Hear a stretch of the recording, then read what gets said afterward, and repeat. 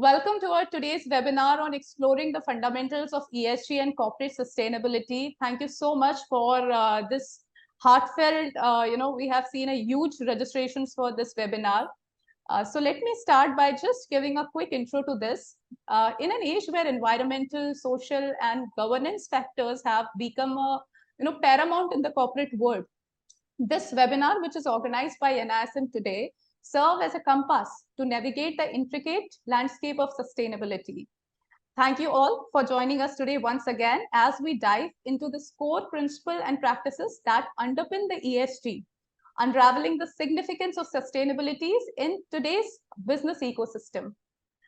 So we have been joined by our expert for today's webinar, Dr. Inamdar. It is my pleasure to introduce you, sir. He will be the trainer for this session, wherein he will be sharing with you a brief presentation, sharing the glimpse of ESG. Dr. Inamdar has been a respected faculty member at the National Institute of Securities Market since 2015. Prior to joining NISM, Dr. Inamdar has worked with various prestigious institutions such as UTI, the Indian Institute of Capital Markets, Institute of Cost Accountants of Indian Chapter, and IIT Bombay CSE. He has a diverse academic background that include an MCom, MBA in Finance, CWA FINAL, and PhD in the field of ESG investment from the University of Mumbai. Dr. Inamdar has several publications in index journals and won 2 Best Research Paper awards at international conferences. Dr. Inamdar teaches data science using R and Python, option analytics, and sustainable finance. Dr. Inamdar is the Nobel Faculty for teaching ESG integration, ESG disclosure, and sustainable finance for degree program of NISM. With huge round of virtual applause, I request all the participants to please welcome Dr. Inamdar as I give this forum over to Dr. Inamdar to take this ESG webinar forward. Thank you so much, sir. Thank you for your presence. It's over to you. Thank you, Harshita, for the introduction. And welcome to this webinar on fundamental of environment, social, and corporate governance and its corporate sustainability. I was reading some of the chat. Somebody has asked what is the ESG. So the objective of this session is to bring the literacy related to the ESG. Actually, just in this sustainability and ESG ecosystem, 2023, this year, is undeniably the most happening year because we have seen the flurry of regulations. For example, SEBI in beginning of the year, they have issued 3 circulars related to the ESG mutual funds, ESG ratings, ESG disclosure, BRSR and BRSR core. And also we have seen internationally, there are the lots of standards and regulator initiatives. For example, European Union has issued this European Sustainability Reporting Standards, and also ISSB, which is sponsored by IFRS. They also issued the 2 sustainability standards. Then ICAI also established the Sustainability Board in India, and also the Security Exchange Commission USA also has asked the company for the environmental disclosures. So these, so you are seeing this 2023 is in means lots of standards, lots of regulations, framework related to the sustainability, related to the corporate sustainability we have seen. But also, we have also seen the debate related to the greenwashing, debate related to the anti-ESG, and also we have seen the outflow of funds from the ESG mutual funds. So while seeing this some criticism related to ESG, we feel that there is a need to bring the literacy or awareness about the what is the ESG and why it is important for the corporate sustainability.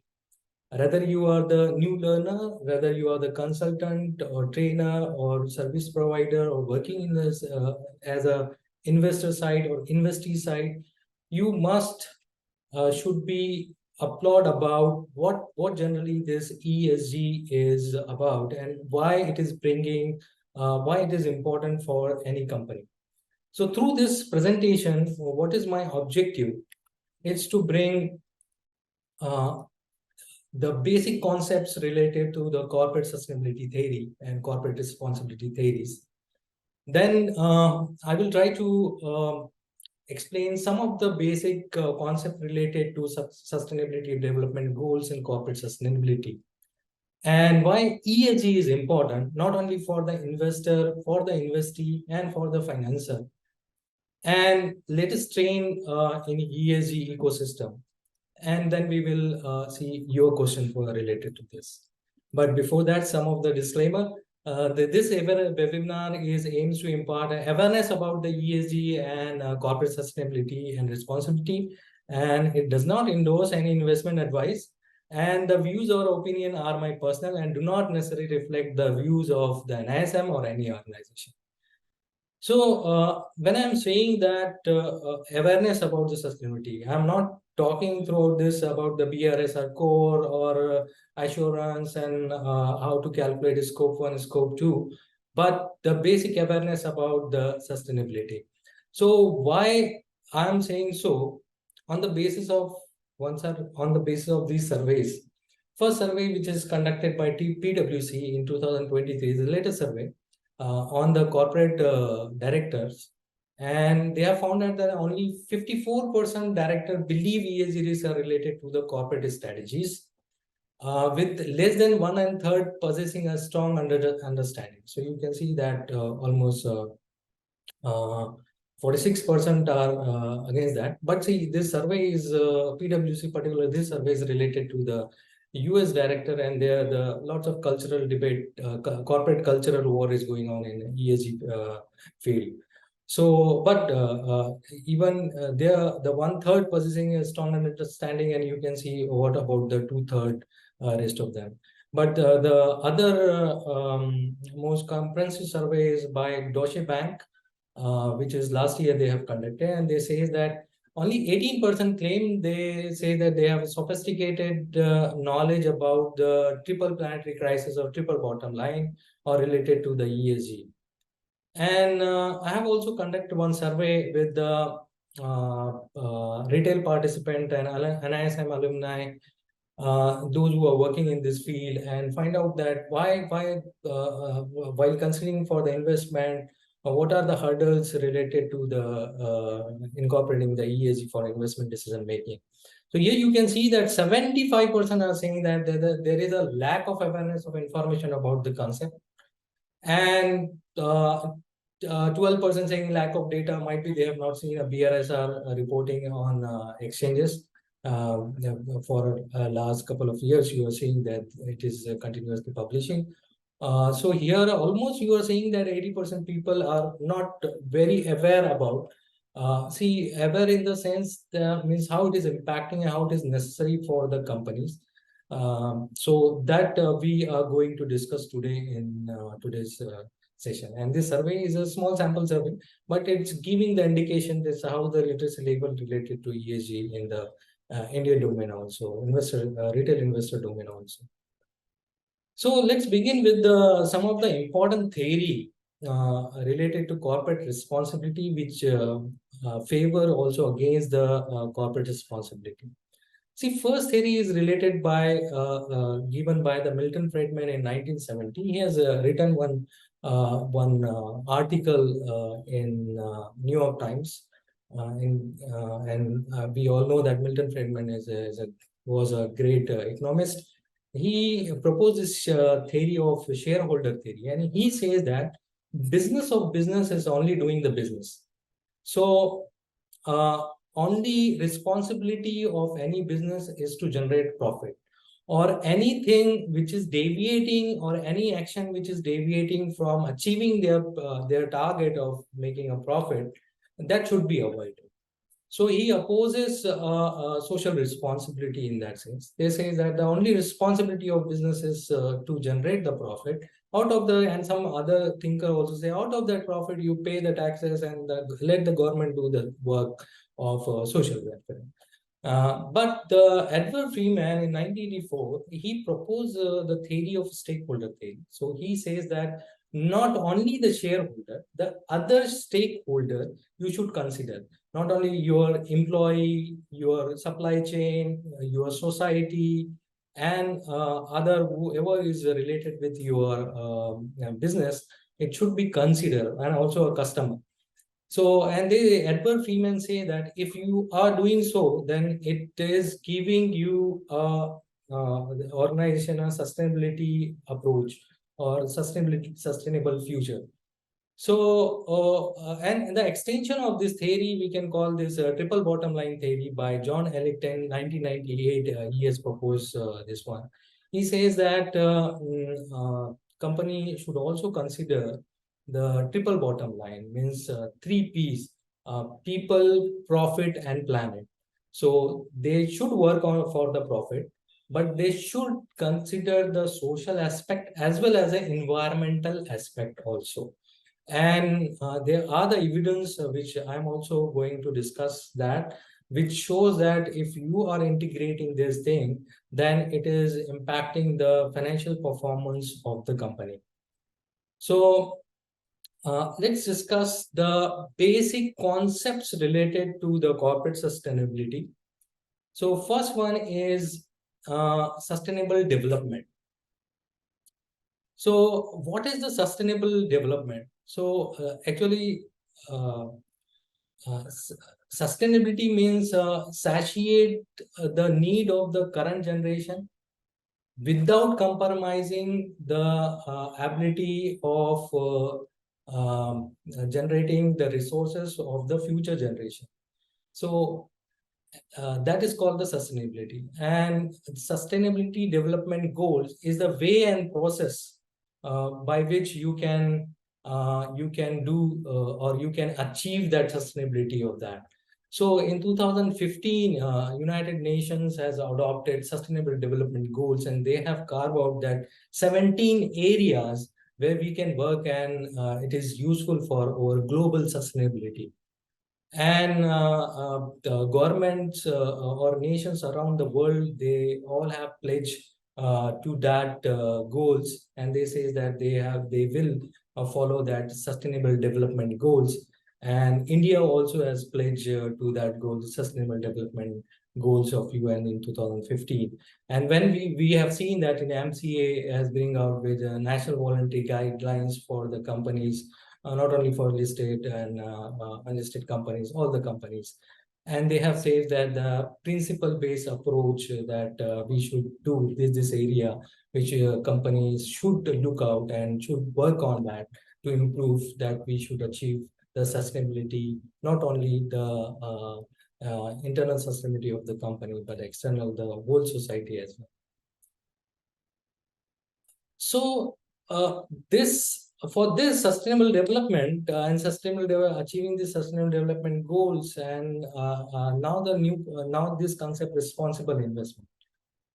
So those companies which are doing so, if we are giving the money to that company, so and investing that in that company, those who are working towards the sustainability and improving in the area of ESG, that is nothing but the responsible investment. So a responsible investment basically is integrating the environment, social, and corporate governance element in addition to the financial parameters. So it is very important. So see why I'm saying this responsible investment. People generally think that it is a philanthropy.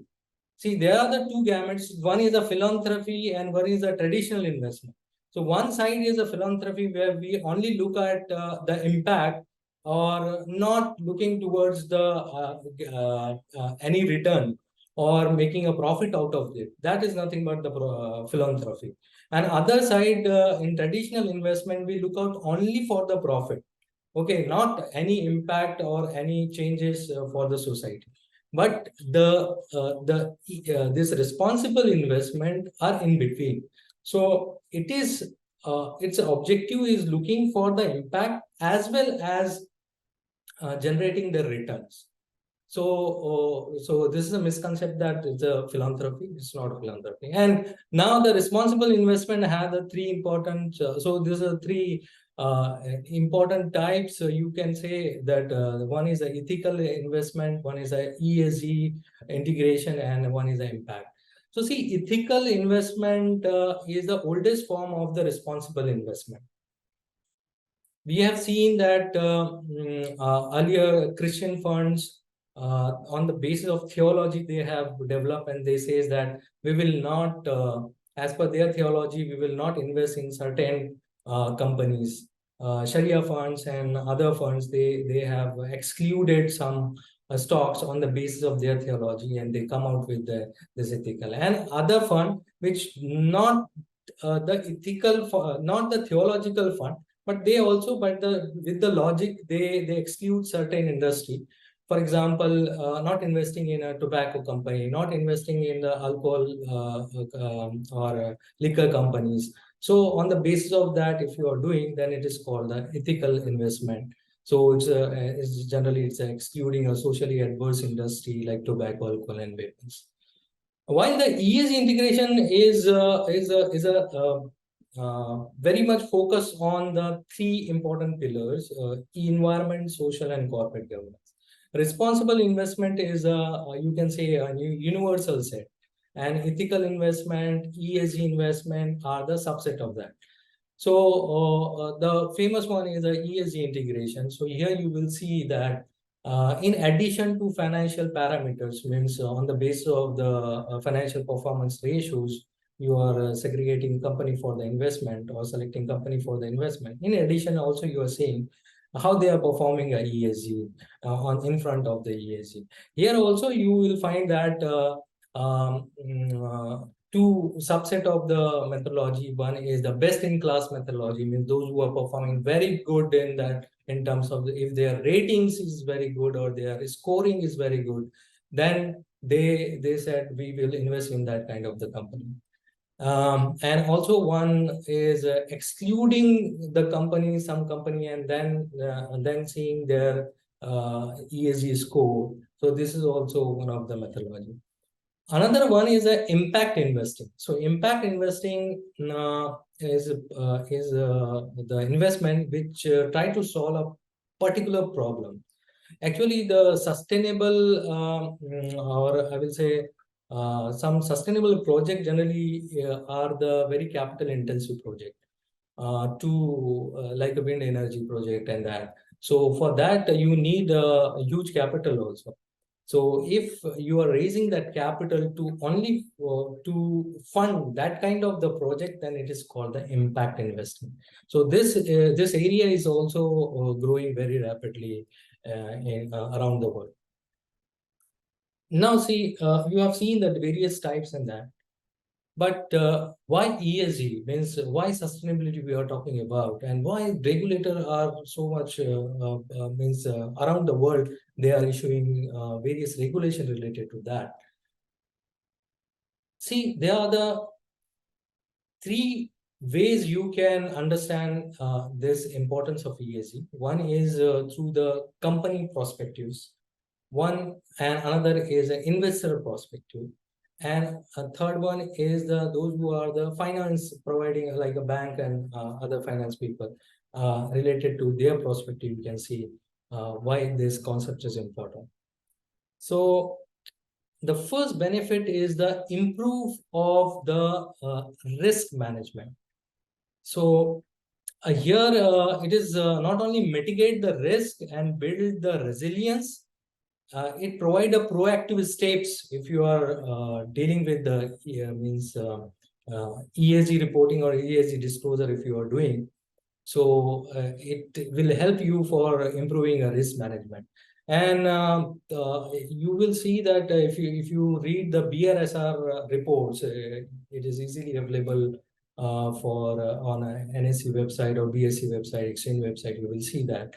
So here you will see that there are the three important section of this BRSR.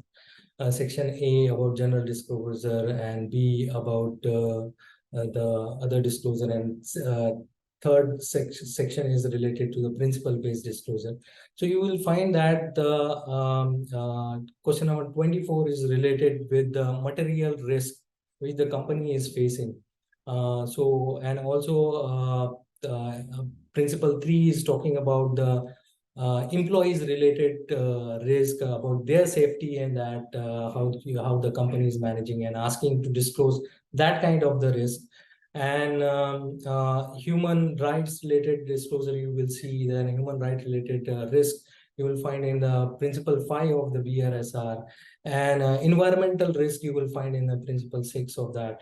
So when you are disclosing, so you are you are working towards that, then you will you are working towards how to improve the risk, how to improve the risk management for the unseen risk what you are seeing, because generally the other kind of the risk related to credit risk, other risk, generally companies have the planning for that. But here you will find out that the other risk also by process of making of ESG reporting and ESG disclosure, you will try to address this issue as well. Next one is improve the operational efficiency. So here operational efficiency, here you will find that especially principle 6, if you see that it's talking about various energy consumptions, electricity consumption, the fuel consumption, your various other types of water stays and other kind of the consumption it is talking about. And if you are trying to reduce that, so it is not only reducing your cost, it is also improving your efficiency. So this is one of the advantage through this process of ESG you will get through that. And next is the attraction and retention of human resources talent. It's a very, if you see principle 3 of BRSR, you will see that how the different kind of the disclosure they are asking. I mean, rather the company is giving a maternity benefit, paternity benefit, daycare facility, accident healthcare, gender diversity, retention, how much is the retention rate, and how the grievances by the companies, and how they are solving that grievances. Say all this has been asked by the company. So you no need to go to the any other website to see that how is the working culture in that website. Just by reading BRSR, you can come to know that how is the working environment there. And if a company are trying to improve their working environment, so definitely they are going to retain a good talent with them. And definitely if the good talent with them and their turnover is less, employee turnover is less, then definitely it is impacting their productivity. It is reducing their inefficiency, it reducing their cost of training, and lots of other costs also, and it's indirectly impacting their performance. This is the access to the capital and low cost of the capital. This was one of my hypothesis of my PhD when I started in 2016. So here, what I have found out that in Nifty 50 companies, and those who are good in ESG disclosures and ESG performance, their cost of capital are low. Raising the cost, raising the finance is low.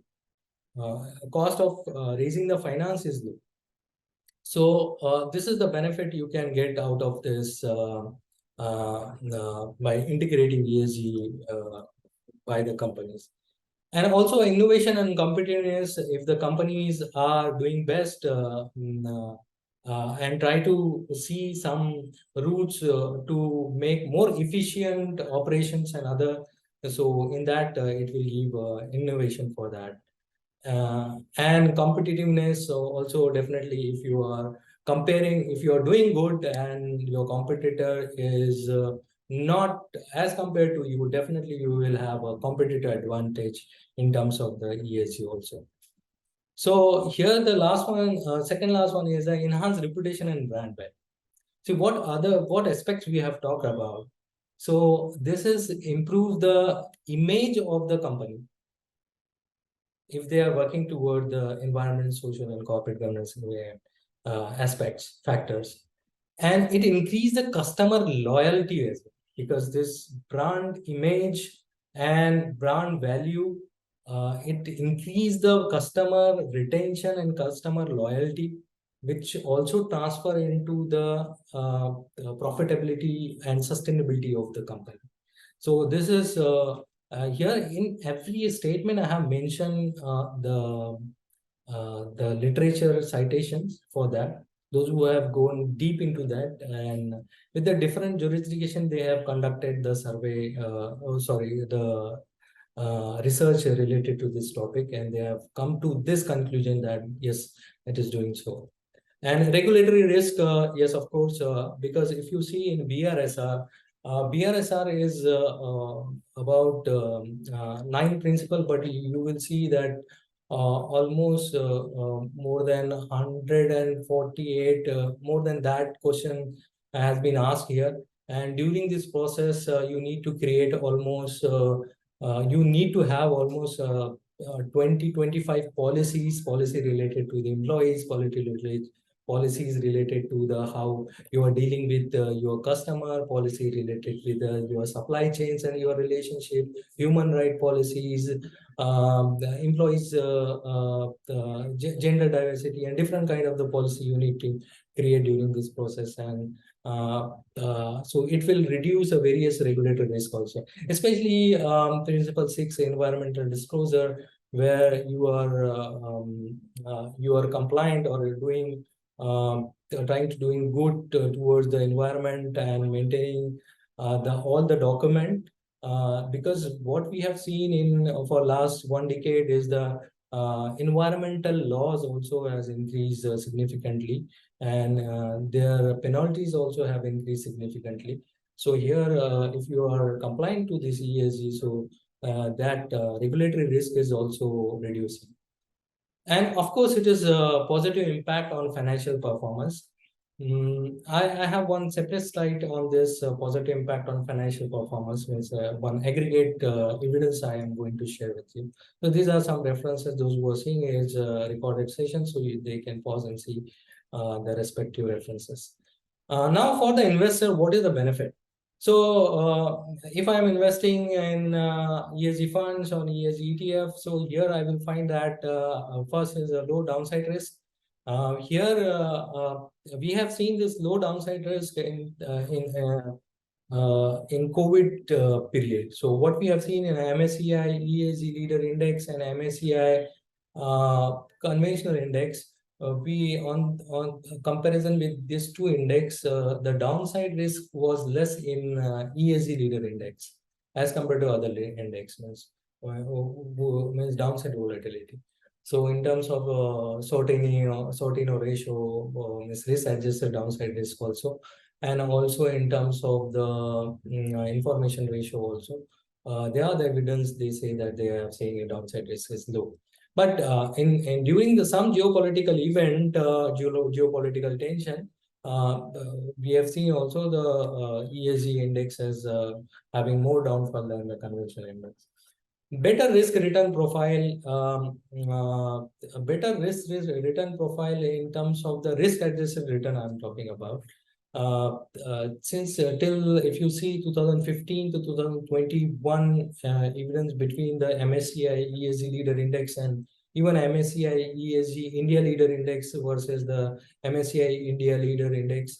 So that terms also MSCI ESG Leader Index was performing better than the other conventional index. But in recently, we have seen the downfall because the outflow from the fund from the ESG. Now, alignment with value, what the interesting thing which I have seen this investor behavior. millennial having more convention, means those who are the younger generation, they have they are more convinced related to this concept as compared to other one. So those who are seeing they are it is bringing the value as well as the wealth. So this is for you. And also innovation and competitiveness, there is a evidence which says that those companies, those who are good in ESG disclosure scores, they are good in innovation and competitiveness as well. Enhance reputation and brand value, we have discussed. Positive impact on financial performance also. What is the benefit for the financer? Because here, if you see the BRSR report, you will see lots of reporting or different things you are doing in terms of the environment, employees, supply chain, products, the regulatory aspects. So there's human rights. So various aspects you are working on. So it is enhancing the due diligence process because everything is ready and everything in terms of data, it is ready here in terms of the BRSR. So for the financer is also, it is giving aid for the due diligence process. And best risk return profile. So here you will find that here risk return profile is also improved. Low default risk, I have not found a very strong evidence, but yes, there are the evidence in small countries. They say that those who are the ESG disclosures are good. And the companies are having a low default risk as well. And also long-term financial performance and assurance. See, very frequently I am in this three gamut: investor, investee, and financer. I am talking about it is impacting the financial performance. Okay, so and what the reference I have given only one research papers, but can I believe only on the basis of one research paper that it is having a positive impact?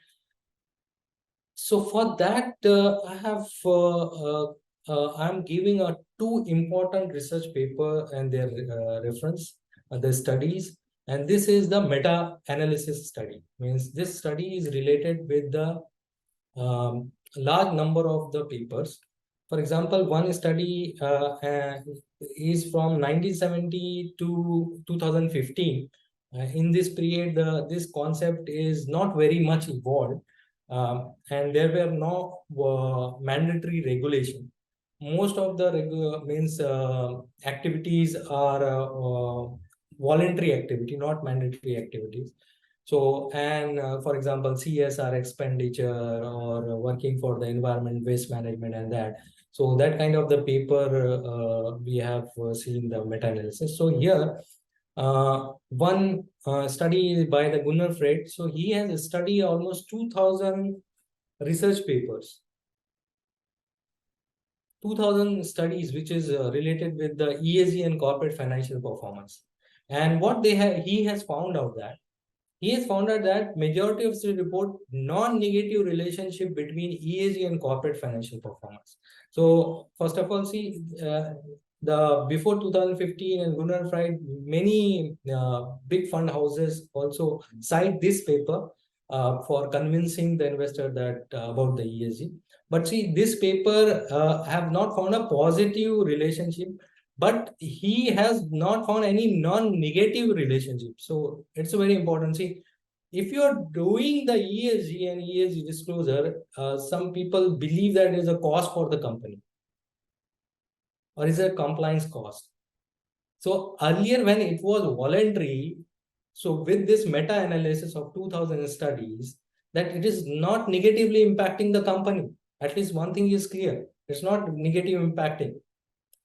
Now comes to the after the regulation, when it is intensifying after 2015, UN emphasizing for the SDG and Paris Agreement. So here this paper is by Whelan et al. This is NYU Stern funded paper. This paper is between the 2015 and 2020, all the research which is related to the ESG and corporate performance. And this research has based on, this meta-analysis is based on 1,000 research. good quality research only published in the index journal. So here they have found out that the link between ESG and financial performance, 58% shows a positive impact. 58% means almost 60% you can say that ESG integration do the positive impact for the financial performance, and 30% were the neutral, and 8% only shows the negative impact of the means they are incorporating ESG onto the financial performance. So with this meta-analysis study, I can confidently say that the yes, ESG integration and corporate financial performance has the positive nexus. So positive is impacting positively. So now seeing some latest survey also, like one survey by KPMG in survey, which says that business leaders report ESG is delivering the financial result. This is a survey, their perception about this. So they say that yes, it is giving financial results. 43% of the firm with over 10,000 employees say ESG boosts financial performance. Only 6% disagree. So this is a KPMG finding. 70% and this ERM 2022 survey also says about the 70% of the respondents told ESG have a material impact on their investment to date, either creating or eroding value. Okay, so now one aspect. So here I'm trying to make a point that it is for the financial performance. But the immediate threat for the whole society, whole ecosystem, and also a corporate is coming from the environmental risk. Because for last 1 decade, we have seen the climate change is increasing, means the threat from or risk from the climate change increasing very rapidly. It is also mentioned by World Economic Forum. Then upcoming 10 years, the four big risks are coming from the environment, from the climate. Now, in this climate change debate, there is one argument. People say that this is not man-made. The climate change is a part of evolution process. But the evidence says otherwise. If you see this data, the climate warming. So here you will see after 1950, means after industrial revolution, and after this, you will see a huge surge in this level of CO2 level. And this is another reference where there are the scientific evidence, those who convince that the climate change is because of the human and because of the human activities. And see, when I'm saying this climate, and you can say that how this threat is generating the risk as well as the opportunity. For example, due to the climate warming, there is a threat that the flood frequency is increasing, and sea level is going to increase. Now the insurance prices, insurance premium of the property which is nearby the coastal line is also increasing. Heat wave is, we have seen in last 5 years, the intensity of heat waves is also increased. Not only in Europe, in India. First time in India that Honorable Prime Minister has chaired this heat wave emergency committee. So here in Europe, it is evident that because of the heat wave, the milk production is has gone down, and because of that, those who are the industry which is dependent on the milk, their input cost is increasing, and that's why the final product cost is also increasing. Other very much threat is about on the agriculture production, which is going to be affected because of the climate change, and this maybe impact the inflationary pressure on the commodities, and which will lead to the final price inflation as well. So this all is related, and so that's why we should all work towards this. Not only the companies, the individuals, and governments, and every regulatory bodies also. So what are the trends we have seen so far? So here we have seen the responsible investment regulation is increasing significantly high across the world.